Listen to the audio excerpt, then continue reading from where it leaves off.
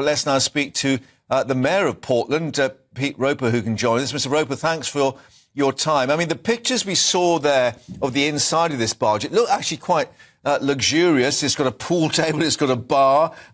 What is your concern about the facilities being offered? Good afternoon. As regards to facilities, looking at them, it's a shame that they're not going to be made sort of available to residents of Portland, because I'm sure that they would be able to make great use of them. But the issue that I have is with 500 asylum seekers being inserted into the island of Portland at very short notice.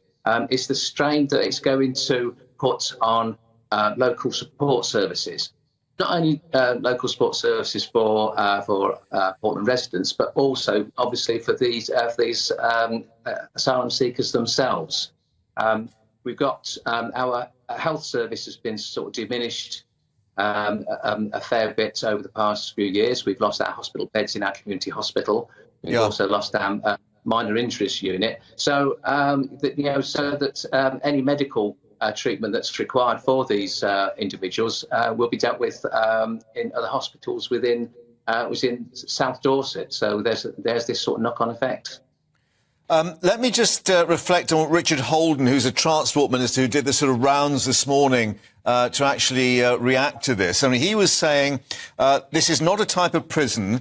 The ports where they'll be deployed are often protected areas, and we're going to ensure there are doctors' facilities and they're looked after on-site without the need for an impact on the local community. Do you buy that?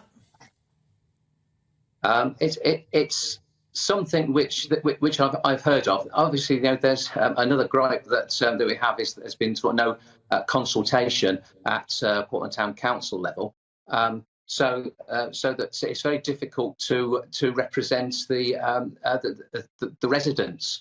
But also it smacks of a two-tier health service appearing on Portland, because we've only less than half a complement of GPs on the island, so it's difficult to get a doctor's appointment.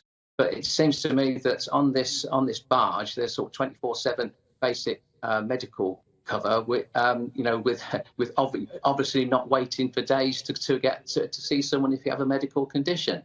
So is part of the problem that you've not had an indication from the Home Office what that actually means? Basic healthcare facilities, what does that cover? There are sound bites, so to speak, but there's no sort of detail behind those sound bites.